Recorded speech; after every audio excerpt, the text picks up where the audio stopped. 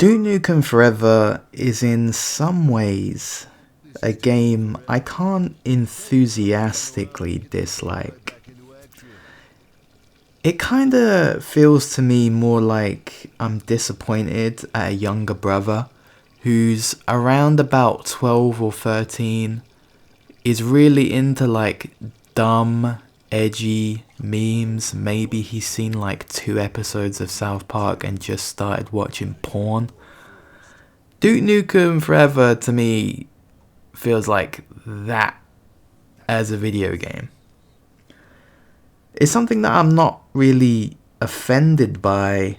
I just sort of like sigh and move on whenever the game does something like vulgar or just crass and stupid. I mean, this is a game where like 2 minutes in you're able to pick up shit. I mean, in a way that's its USP, right? There's no other game I think that you could put that on the box of.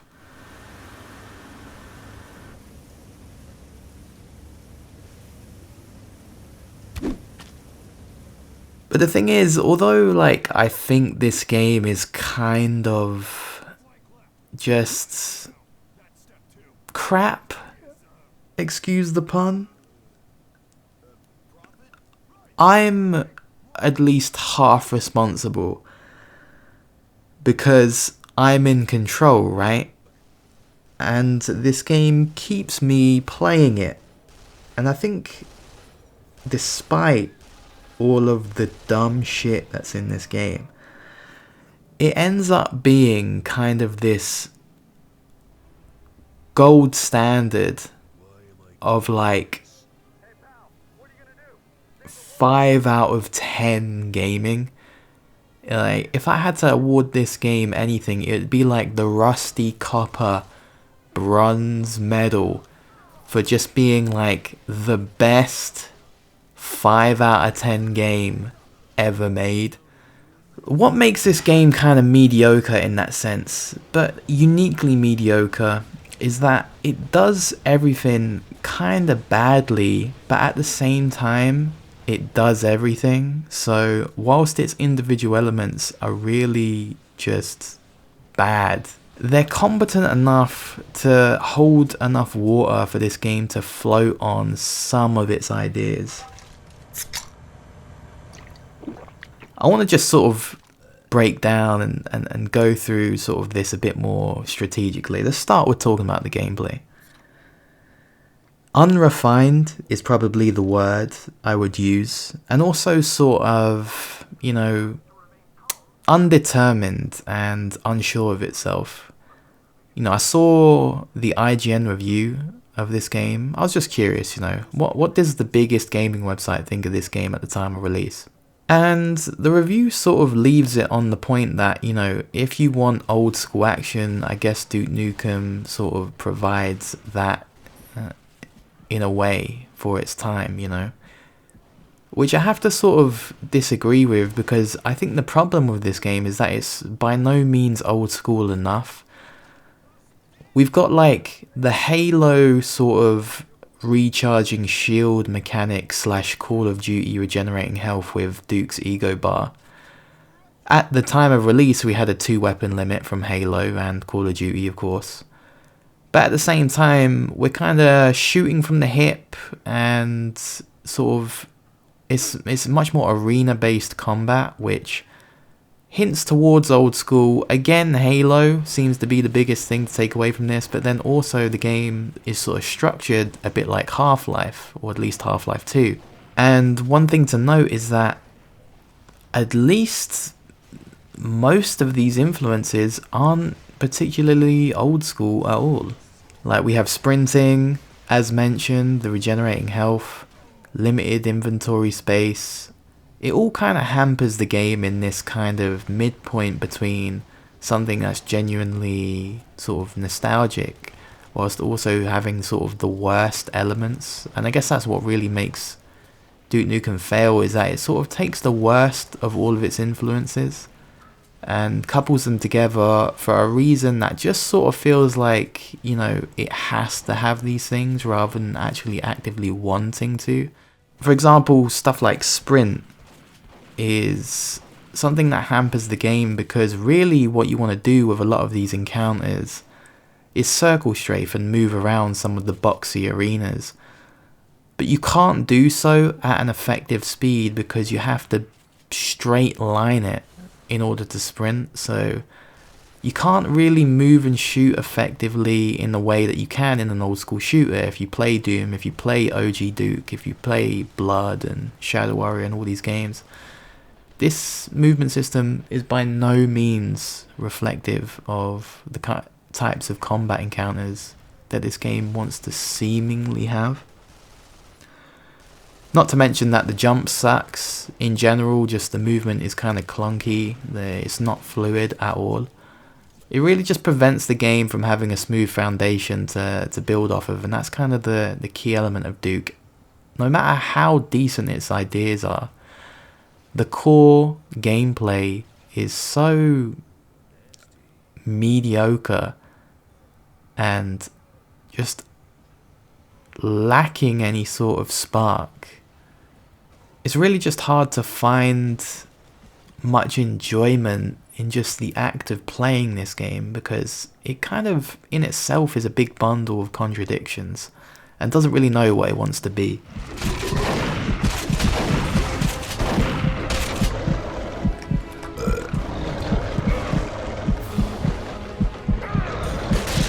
For a shooter as well, it has mostly shit weapons. The Ripper is piss weak. The pistol is kind of useless outside of using it to snipe small enemies. The Devastator is the exact opposite of its name, is absolutely weak as piss, just as the Ripper is. And every single alien gun in the base game is so useless and so weak that they're easy to actively avoid. Part of the gameplay becomes actively avoiding these weapons, which is kind of disappointing because the original Duke had a pretty cool arsenal. Most of the weapons remain, aesthetically at least, reverential of that original game, but they don't really fill the roles as much as they should do. Again, the Devastator being weak doesn't really make it effective as a boss weapon. In fact, most of the time the game provides you with a Devastator, I went with the RPG because it's just manages to put out better damage. But despite the RPG being decently powerful, it is busted by its absolutely ball-breaking 5 rocket limit, which means to use it effectively you're going to have to bounce between ammo storage pickups and whatever enemies you're shooting. It is infuriatingly tedious to use. I can wax a little bit lyrical about the shotgun. I'd say this is a 7 out of 10 shotgun. Like, it does the job for the most part, sounds beefy, decent animations. Sometimes it doesn't really feel consistent. Other times it manages to do the job just pretty consistently enough for you to not get angry at it. The shrink ray as well is quite cool. Very snappy, considering it's a projectile weapon. Very effective against a lot of enemies. It does the good job. I'd say those are probably the 2 weapons that are worth giving a damn about within this game. And if the 2 weapon limit wasn't patched out, I'd probably stick with these 2 throughout the whole game. However, even with the 4 weapon limit, it's kind of hard to really muster an arsenal that's worth anything. Like I say, a lot of these guns are kind of interchangeable, but not for their usefulness, but just because of how shite they are. The shooting itself sort of flutters the line between mediocre, acceptable, and mediocre, I really want to just leave the game. Occasionally it clicks. You'll get a shotgun blast off, send a pig fly in, maybe switch to the railgun, get a good snipe or 2. But occasionally the guns just feel like they're either doing no damage or just outright missing. There's a lack of feedback, a lack of real punchy violence or gore. Doesn't really feel tremendously good to play, but it has its moments. I think there's a decent enough amount of weight to everything that it doesn't necessarily fall into the sort of CI Games Sniper Ghost Warrior 1 level of terrible.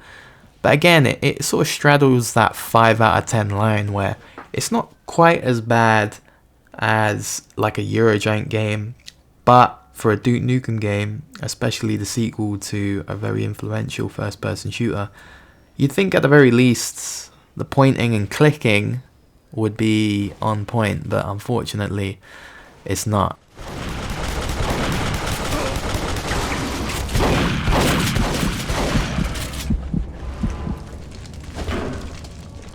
I think underpinning everything in the game world is quite potentially one of the worst implementations of a physics engine I've ever seen in a game. Sometimes entertainingly so, most of the time frustratingly so.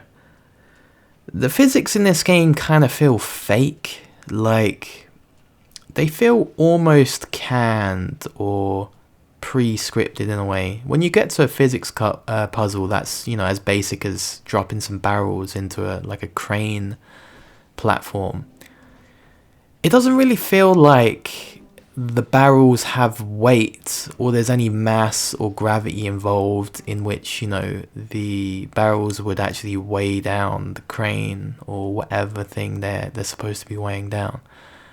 It feels more like the game has an invisible counter that says, okay, once like X number of barrels have been placed, then perform a physics action. It feels canned and fake and not at all legit in any way, and definitely not even close to comparable to something like Half-Life 2, which really implemented its physics in a cool way and made its physics an integral part of not only the design but, you know, the tech behind the game itself. That Source engine is pretty much known for its physics implementation. Here it is so terrible that the simple act of picking up and throwing stuff is so jank beyond belief. There's no animation tied to it. The thing just sort of pops out in front of Duke's face. It doesn't really feel like it's doing anything. It feels borderline broken. Like it's not really been fully... like it's almost like the beta version of the action. It's by no means refined whatsoever, and it's clearly rushed and just... in general, just really, really unpolished.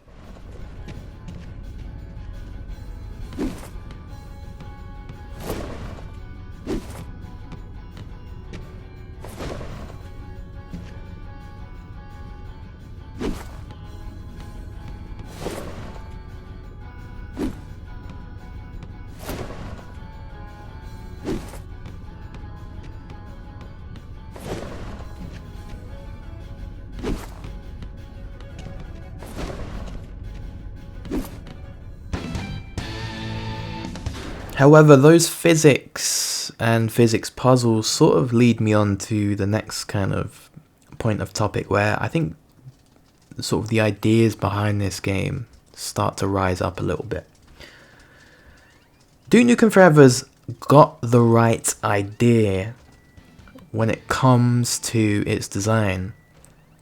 I mean, it pretty much copies Half-Life or Half-Life 2, right? Combat section, exploration part, maybe a puzzle, combat broken up by interactivity, really. And of course, Duke's unique flavor is those specific sort of world integrated interactivities. You know, you can put a rat in a microwave, I guess, and pick up a fucking turd if you want. Play some slots. The worst air hockey in a game I've ever seen.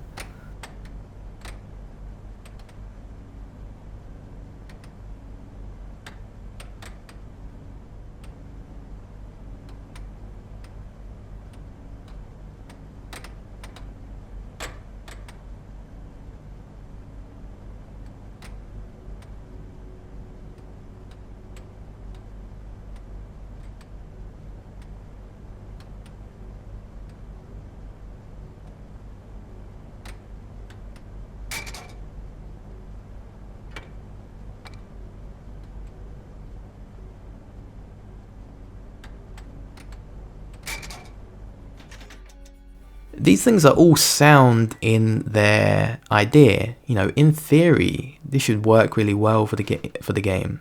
And I do like it as an idea. I think as you play it, the pacing isn't the worst, and I think this is what prevents this game from being genuinely bad and just sort of instead coattailing on mediocrity and gripping onto that mediocre ledge, so to speak, is that its overall design is decently conceived from a pacing perspective.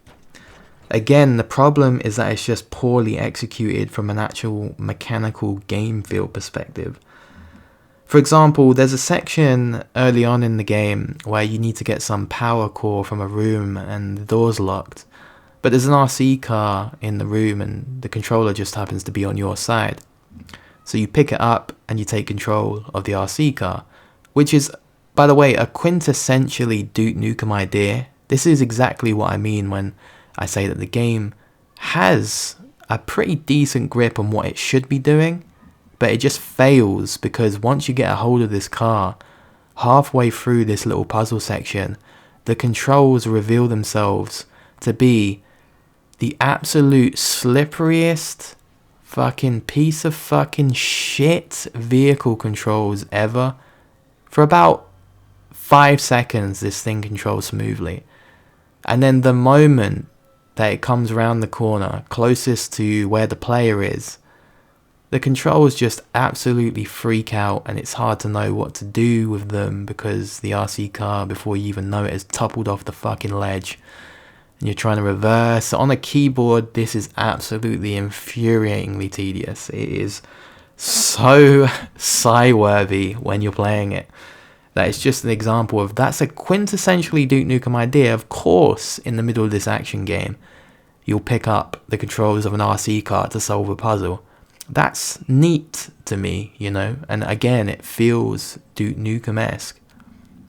It's that tongue-in-cheek kind of way of doing things, you know. In a game like Half-Life, you'd probably do like kind of a serious puzzle, right? You'd probably move a crane or slide some boxes along or something to jump on, but in Duke Nukem, because it's got a lighter tone to it, it can do these kind of little fun, toyish, goofy puzzles. But again, it's just the actual foundation of the mechanics here are so fucking bad. The controls, the physics, that it's just not very enjoyable, even if in theory the pacing is technically pretty decent. Like, I'm surprised in some of the best sections of this game, it feels almost as effortless to move through as a Half-Life, you know, where you'll fight some dudes and then you'll quickly do a puzzle, and then maybe there's a little bit of platforming, and then you'll fight some more dudes for an extended time, and then maybe there's just a little bit of a puzzle before you move on to the next section. And it's very easy to glide through this game. Some levels drop the ball pretty heavy. Of course, this is Duke Nukem Forever we're talking about. But I think in the broad sense, across, you know, the start to end, I think this game does a decent job of laying out its levels. I will say that the game is slightly too long though. I think we can chop and change this up to improve the experience just without even altering anything control or mechanics wise. Just from a pacing perspective, I think cut the monster truck section pretty much entirely. I think maybe just having one gas stop where you stop in the shanty town is enough to get the idea of this desert trape across. And so I think limiting that section to just the one stop and then you move on and get straight to Hoover Dam would vastly improve the pacing of the overall game, because this is where it starts to really drag. Then there's the Hoover Dam itself. I think halving the amount of time we spend here is again an instant improvement. Most of this is just really bland steel corridors. It's fucking boring. You're just shooting pig cuts in the most generic environment in the game by far. Cutting this in half and then cutting the penultimate water level, you've shaved off a decent hour and a half to 2 hours off the overall runtime of this game, and I think tightened up the whole package to make it a bit more consistently paced, because again, I think that's the game's strength and it falters in these areas.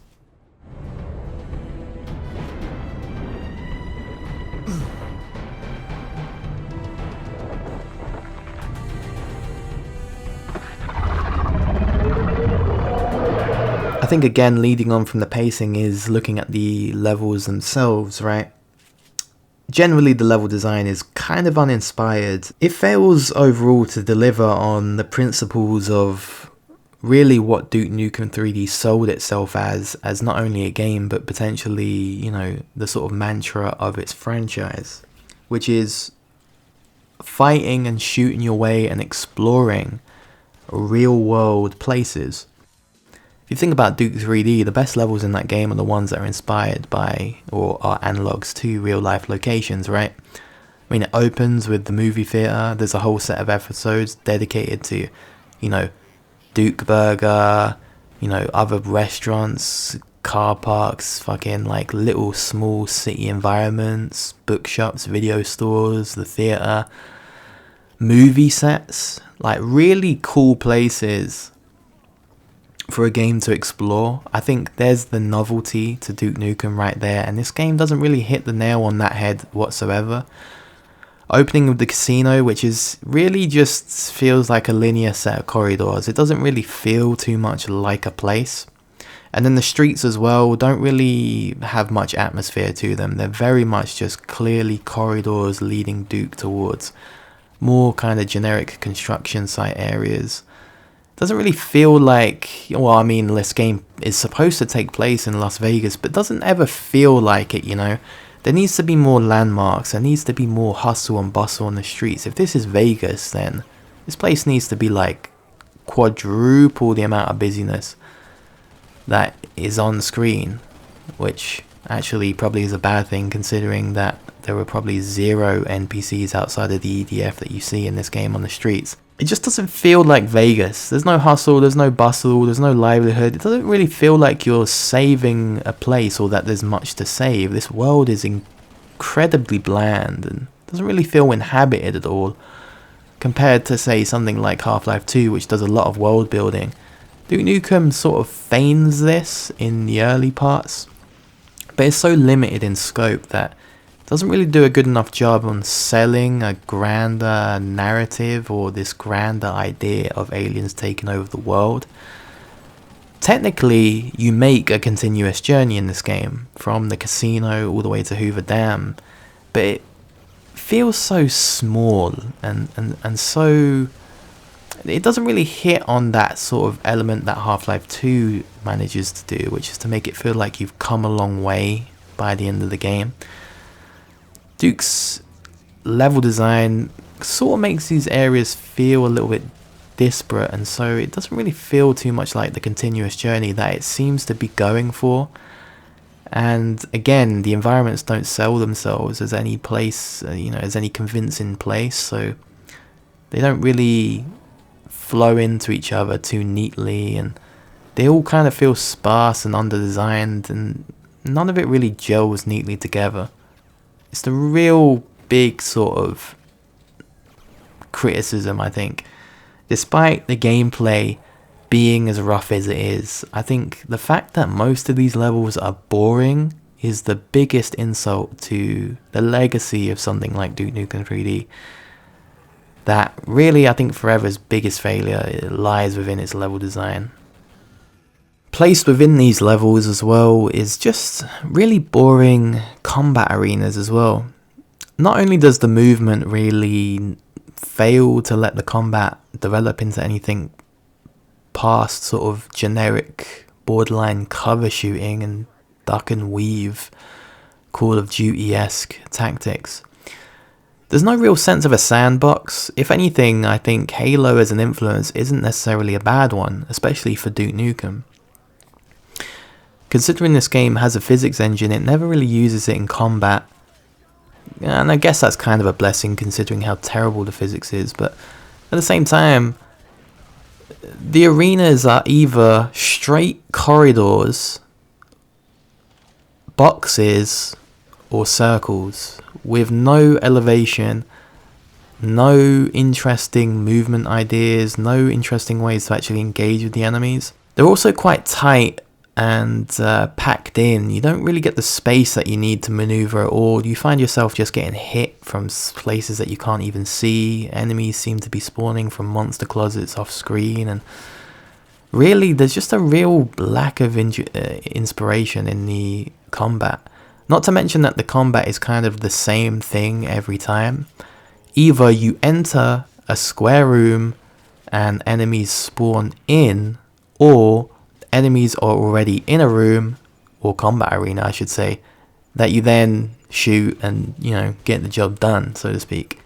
Not only are the combat sandboxes, first of all, not really sandboxes and just boringly designed and don't really gel well with the mechanics, the actual way combat is integrated into the levels is so sort of rudimentary and static that it doesn't really give you much moments, you know. This game sort of lacks set pieces in a way. It sort of thinks that it has them, but at the same time it doesn't really change up its tricks throughout the game. Again, it's enemies spawn in or you walk into enemies. It's not really that interesting. You don't really get moments like you do in Duke 3D where perhaps you could open up a secret and ambush enemies from the side. Or the thing that I distinctly remember is in the first level of Duke Nukem 3D, there's a part where you go into the bathroom and there's a mirror facing with just enough of an angle for you to see around the corner, and you can see that there's some infiltrator, or I believe they're called infiltrators, the teleporting alien dudes. There's a few of them waiting to ambush you in the bathroom, and it's a nice little piece of design where you can get the drop on them if you stop and are patient enough to quickly spy them in the mirror. You can prepare yourself for for the ambush itself and come up with your own plan of attack. And then of course you go further in, you open up the bathroom stores and there's an alien in the toilet. You can go up through the vent and go up to the projector room where the aliens are. There's none of this kind of instancing in Duke Nukem Forever, you know, like the enemies are always just run in and shoot you. There's no opportunities to really get the drop on them. There's no opportunities where the enemies are doing much different other than waiting for you to fight them or teleporting themselves in. There's no moments like that, you know. There's no element where the level design can inform the combat in an interesting way. It's very plain and very sort of, again, mediocre. It's serviceable at best.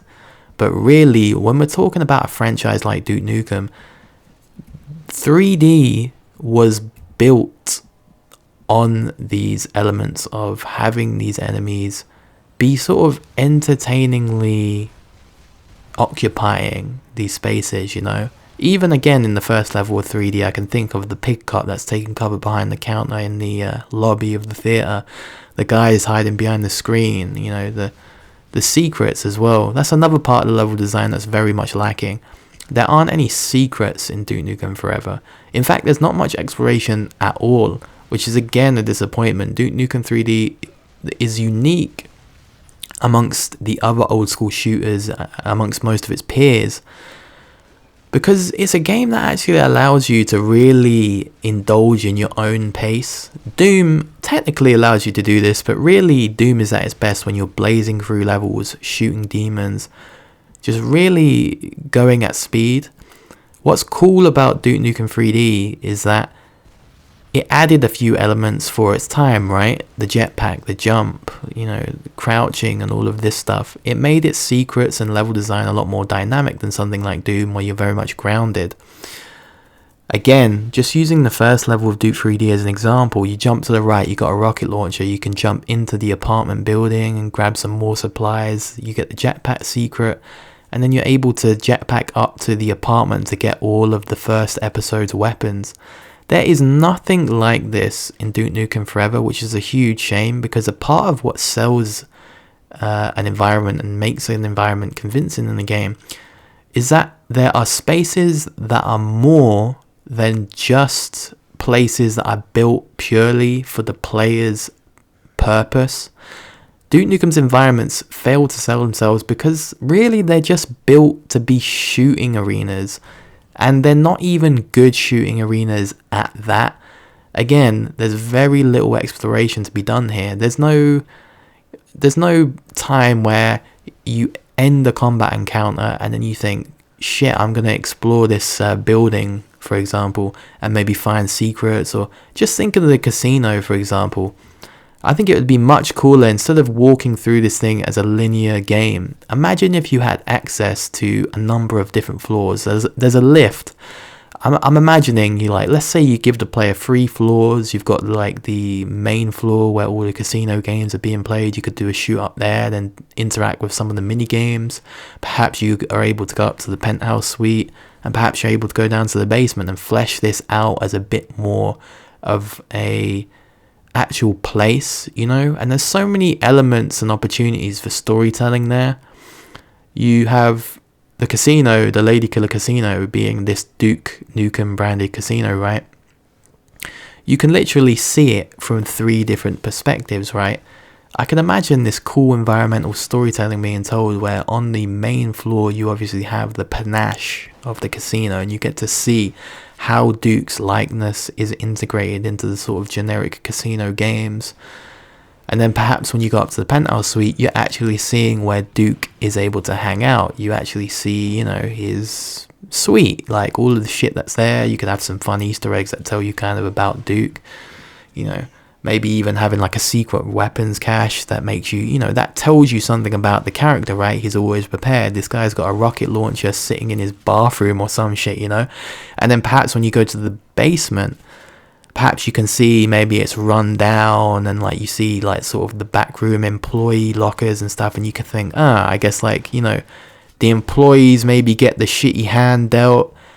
There's a good amount of panache on the main floor, and then Duke obviously gets his lavish suite, and you can pepper these little implications about the world and really flesh this environment out as something to not only be explored, but something that could tell a little miniature story in its instances. Duke Nukem Forever does none of this. And even in Duke 3D, again, it's little elements of exploration. The ability for the player to take their own pace throughout those levels is what makes that game quite cool and separates it from something like Doom. Exploration just isn't a part of Forever. It's segmented off in a way. There are little sequences of platforming or puzzle solving, and the game sort of counts these, as well as the couple to maybe 3 times, including the DLC, where the game will pause, strip away your combat, and purely give you an interactive environment. For example, the strip club, or the burning bush in the DLC, or even at the start of the game where you're going through the sort of the backstages of the casino / talk show area. They separate off the interactable explorative elements. Because of that separation, the levels never really feel organic. Like, they always feel like you're triggering elements within them, and that's what gives them their static feeling. None of this is integrated together very smoothly, you know. And that's kind of the disappointing aspect, is this separation within the pillars of the game's design that really could have been integrated a lot more smoothly and together. I mean, Half-Life 2 is the quintessential example of some of this kind of pacing, right? I'm thinking specifically of the hoverboat section, which is notoriously lengthy and kind of tedious, but as much as that section is about floating through the canals on the hoverbike, you often stop and you engage in combat, and then there are outposts as well where you get to sort of explore physics puzzles. It's all integrated along this path. If Duke Nukem Forever did the hoverboat section of Half-Life 2, you would have one part where you drive the hoverboat through the canals and maybe avoid that helicopter. Then you'd hit a loading screen, and then you'd come across one of the Lambert outposts where the hoverboat would run out of gas, forcing you into one of these outposts to maybe solve some dumb physics puzzle that doesn't really work properly, or get some supplies or what have you to then fill up the hoverboat. Then you'll get back on the hoverboat, drive it forward about 2 meters, hit another loading screen, drive the hoverboat some more in a separate section, hit a loading screen, then go into a combat section, and then maybe the level will end in another few loading screens. You see what I mean? There's a separation in how the game wants to dole out its various experiences, and I think that's really the biggest fault. The fact that a game from 1996, I believe, integrates these elements better. Of course, in a much more rudimentary level, there's not really that sort of hands-on interactivity in Duke 3D because of the limitations of the time. But at the very least, what it's actually trying to communicate in its level design is a cohesion between exploring and combat and its secrets, right? In some cases, you even find a secret where combat is then engaged.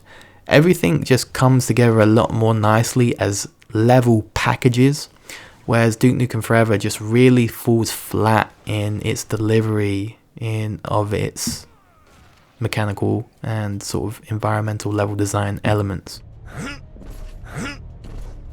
I think one thing that is pretty much indefensible is the just absolute greasiness of the visuals.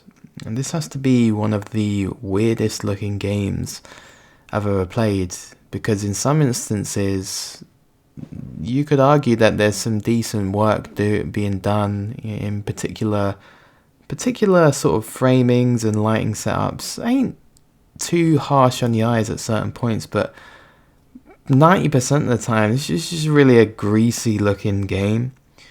It sort of has this crap Doom 3 look to it. I don't know why all of the guns kind of look like they've had fucking sunflower oil or some shit smeared all over them. There's a weird sort of Vaselined visual effects over the camera. This is actually the first game I've ever played where turning all of the post effects off makes the game look better. But like I said, there's just this weird greasiness to everything and a kind of a scummy feeling to everything. Like, this is a dirty game in the sense that it's just kind of icky and slimy, and I feel like you need to kind of wash your hands after playing it sometimes.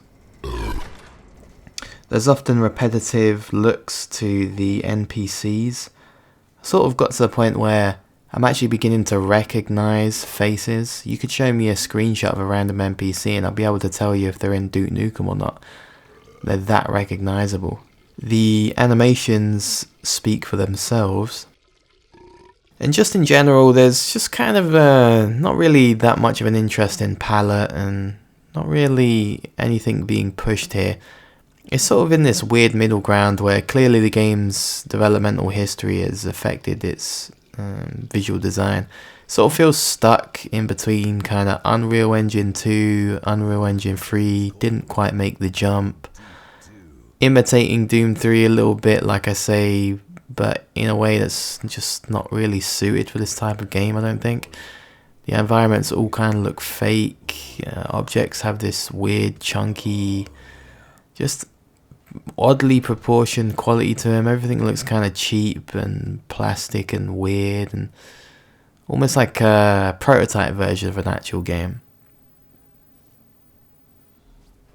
And sticking with the theme of greasiness, I think Duke himself the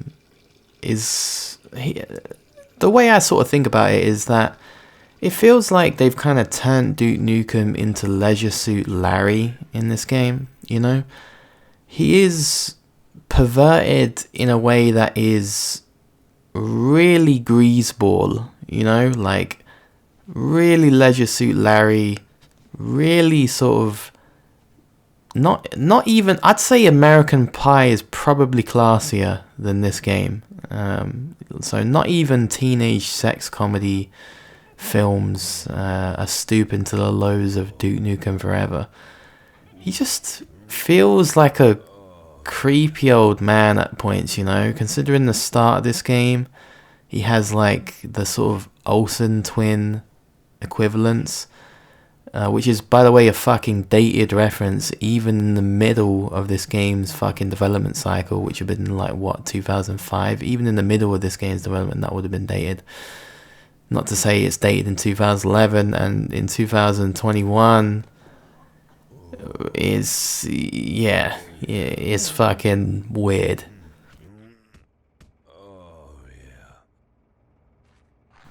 His personality is kind of inconsistent as well, like, just in general. Like, this guy is meant to be a hero, but I've never seen a bigger douchebag grace my computer screen He doesn't really do a good job of saving anyone. I'd say, I mean, he makes a joke of his two lady friends getting,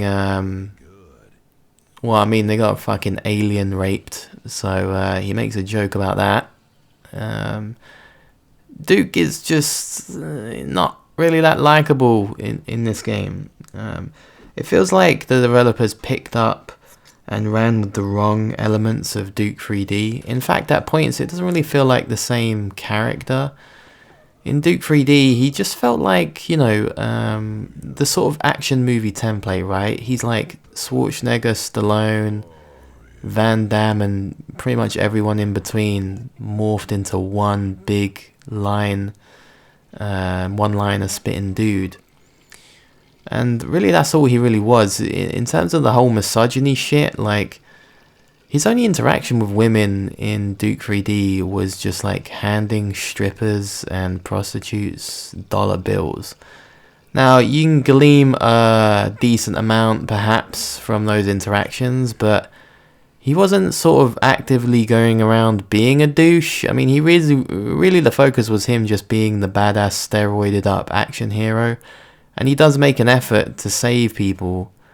You actively get punished in Duke 3D for shooting anyone other than the aliens, such as some of the NPCs littering the world.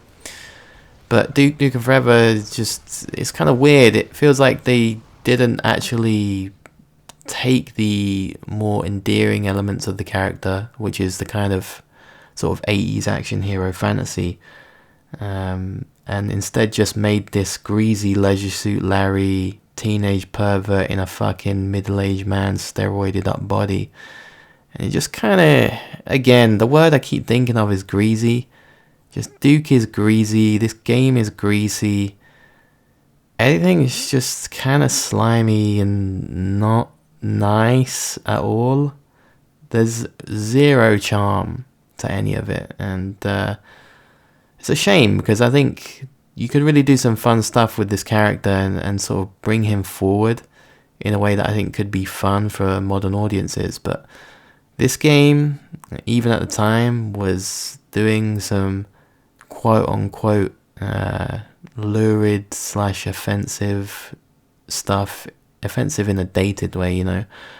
I'm not saying this game really pushes buttons. Like I said at the start of the video, I sort of like sigh at it and sort of, I'm kind of like, okay, I guess you just made an homophobic joke. I guess, yeah, you're just acting creepy around women, and every woman in this game is a fucking stripper for some reason. It's you know, it's not really good enough to be provocative in a weird way, you know.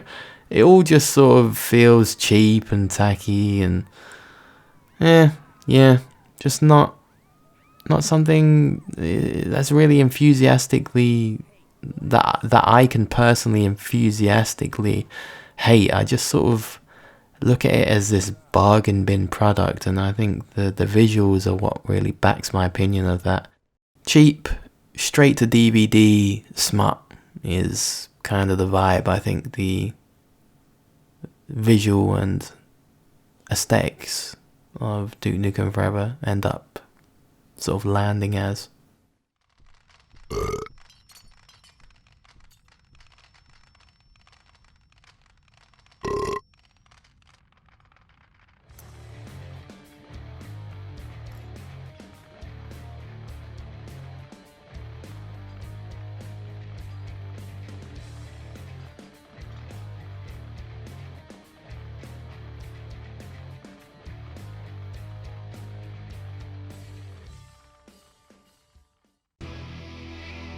I said at the start though that this is sort of the best 5 out of 10 I've ever played, and there's something about it that shines through all of the smut. And I think what Duke Nukem has going for it, Duke Nukem Forever specifically, is potential. And I think it's really summed up in a single level, as well as the DLC. But in the base game, I think the shining light of hope, so to speak, that makes me still cling on to the idea of a future with Duke Nukem, is the Duke Burger level, which ironically starts pretty badly and ends in a very mediocre defense, wave defense sequence. Actually ends up being the best level in the game simply by virtue of it ticking most of the boxes that I think are necessary to make a great Duke level. When you crash into the Duke Burger itself, first of all, you've got a lot of cool little visual things that distinguish this level from all the others. You know, before we've had generic streets, and after this we'll have generic corridors in the Hoover Dam. But here we've got nice patterned colours, red, yellow, fast food joint. It really looks like a fast food joint, you know. We all recognise that kind of weird, toy-like, theme park-ish kind of fast food, American fast food kind of aesthetic. It's kind of iconic, you know. And so it ends up being kind of the best looking level in the game, and alongside its like competent visual design, it's also probably the most fun and inventive level in the entire game. Shrinking down and fighting aliens sort of across shelves of jars of ketchup and mayonnaise, and platforming around a fast food kitchen, you know, jumping on burger patties and buns and avoiding the chip fryer. It's all really cool stuff, and it feels quintessentially Duke Nukem. I think it's really creative, and I think it's really enjoyable to play through because it just is a really well paced level. You bounce around, you do some shooting, you do a nice little platforming segment, and overall it's wrapped in a tight little moment where Duke actually fucking helps someone out for once, you know. He's not misogynistic, and he's not leery and creepy and kind of perverted. He just fucking pushes on through, saves the day for one of the employees that's stuck in the kitchen, right? Again, it's just a nice, tightly made sequence, and it's easily the best level in the game. Like I say, it's fun, like taking cover behind ketchup bottles and shit, and enemies shooting at you, and then the ketchup explodes, sprays on your screen, you shoot across the shells, all the things are getting torn up, and it's all just a lot of fun aesthetically, and also in terms of its design and gameplay wise. It's just a tightly packed level. I think it's easily the best executed level in the base game, and is sort of what I would point to as the source of potential for Duke Nukem. If we keep doing stuff like this, then I think we're onto something that could be a fun kind of revival for this franchise.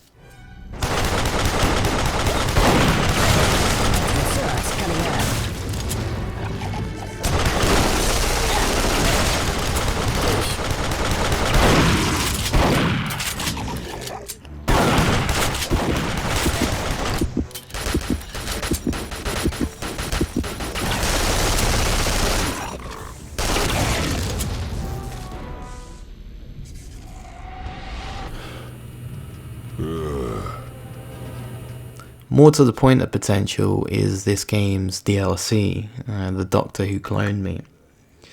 Right off the bat, this DLC establishes a villain dynamic, so Duke has someone to actually play off, and to someone to actually comment on him. It has a slightly kind of dynamic puzzle element at the start. It is by no means anything complicated. All you have to do is find the keypad code, but there are actually like 3-4 different ways you could do it. You can literally just peek through a window, find it, stumble into the room and find it on the security cameras. Again, I'm not saying that is exactly genius design, but it's just a nice little way of, like, you know, you can allow the player to stumble onto the solution themselves, or in all kinds of various different ways. You know, it feels a little less railroaded than the rest of the game. It has a few of the flaws, such as frequent loading screens in the base game, but overall it sort of continues the combat slash environmental pacing with probably the best quality that this iteration of Duke has seen. And it integrates the two more closely with like the DukeBot test chamber sequence, which integrates that environmental interactivity slash slight puzzle solving element with combat in a lot more of a extended and sequential way across the whole section. It also probably has the best driving sequence, and I kind of actually do like the gag of the girly RC car sort of unironically being the best vehicle section in the game.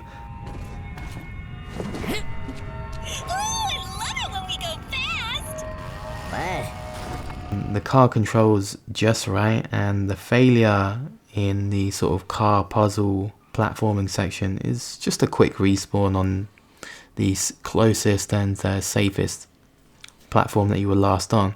It's short and sharp and changes up the pace in an effective way. Again, it's an example of the DLC being sort of a tightly packed confrontation on the formula that you can tell that they wanted to hit on in the base game, but didn't quite have the resources to really thread the needle, so to speak. And again, it's kind of funny as well. This is a gag that genuinely gets me. I think Shrunk Duke's reaction to the overly sort of satirically girly car, it's kind of funny actually. I found myself chuckling throughout this section.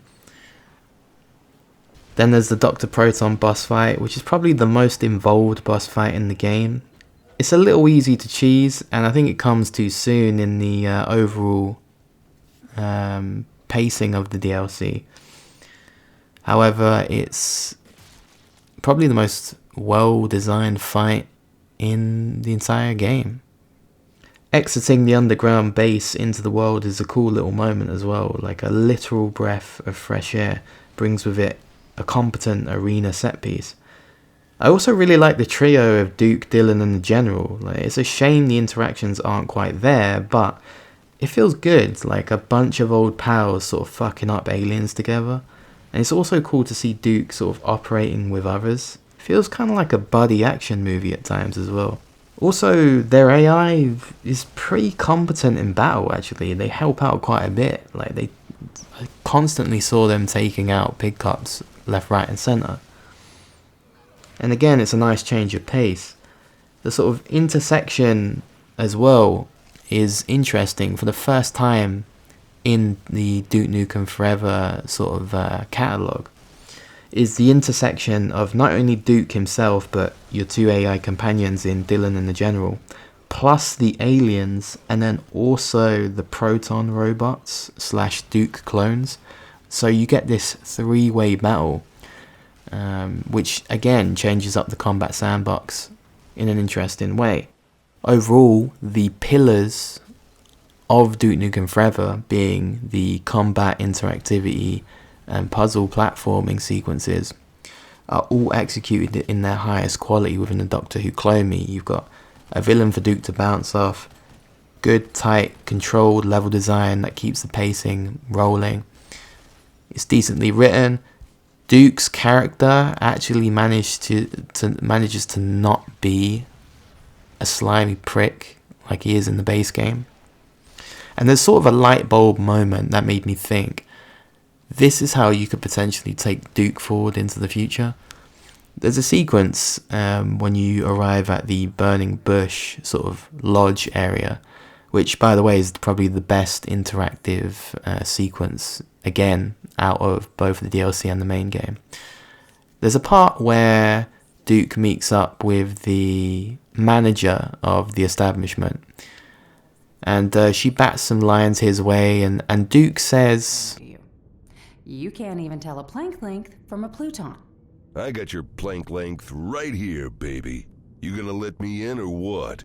Which is the light bulb moment where, if you understand what plank length means, then you realise Duke here has just kind of insulted himself, you know. And I think the idea of Duke Nukem being this effective physical force, i.e., you know, he's the biggest badass who can take out all the aliens, but then at the same time being denser than a rock is kind of a funny gag. It's not really too original, but I think if you want to move Duke Nukem away from being this kind of smutty character and instead trying to make him be a bit more of a endearing oaf, then I think this might be the direction to take him in.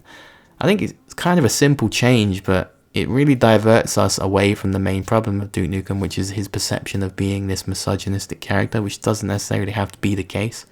I mean, you literally just have to make a script where not all of the women are purely there for Duke's objectification, and then on the other hand, make Duke the lovable oaf character, and you pretty much solved the fucking problem, right? That the base game has. What I paid for, I'm gonna get mad. And you don't want to see me when I'm mad, baby. You know what happens then.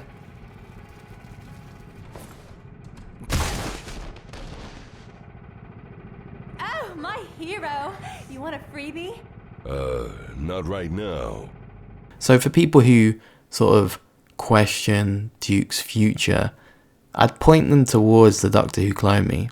Now, I don't want to overpraise the Doctor Who Clone Me. The gameplay foundation we're dealing with here is still Duke Nukem Forever, which means that, you know, the shooting is okay to sometimes crap. You know, physics still quite suck. However, in terms of the intent of the design and the pacing and the actual script of the Doctor Who Clone Me, it's fucking decent and it is way better than the base game. And I think, again, the torch that Duke Nukem Forever can hold above its sort of drowning swamp of a base game, it's the thing that points to the potential of the franchise. And I think the thing that really elevates this to that sort of bronze, shitty but good game standard. I think the Doctor Who Clone Me has gone sort of overlooked as well by a lot of people. Potentially rightly so as well. You know, obviously nobody really gives a fuck about the base game. It was critically a flop and it seems like a game that people are unlikely to return to. But if you're watching this and you've never played the DLC, I'd say replay the entire game and install the DLC just to get a hint at how much better it is at the base game. And again, reaffirm that idea of Duke Nukem having potential. I do find this game fascinating. I sort of view it as a bit of a historical document almost, or kind of almost a museum piece. Unfortunately, a museum piece of failure, but at the same time, I have this weird fascination with it. I can't quite hate it, and although I don't necessarily like it, I mean, I played it, and then I played the DLC, and then this isn't even my first playthrough. It's probably my 4th or 5th playthrough of this game, and I'll probably do another one in the future. So there's something there, and I think I can nail it down to potential. Like I mentioned, Duke Burger is a fantastic template for what Duke Nukem could be doing if given to the right creative hands. The Doctor Who Clone Me seems to me like a statement of intent in a way. You know, take Duke Nukem and actually point him in a direction that is feasible for the future. I think those examples are buried inside this weird game. A game that looks like it's almost a funeral coffin for a franchise, but those little sparks, those little inspirational moments that are in this game kind of feel like that scene in Kill Bill where the bride gets buried alive and she sort of 1-inch punches her way out of her own burial. That to me is sort of there in Duke Nukem. It's not quite burst through, but if we just get this thing in the right hands, I think Duke Nukem has a future, even if this game wants to tell people that it doesn't.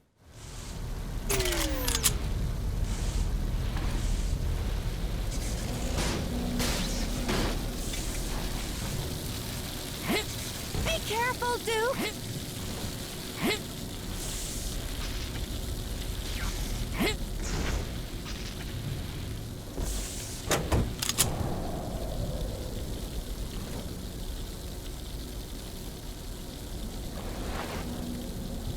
think the water's safe. Thank you so much. You're my hero. I'll get the door.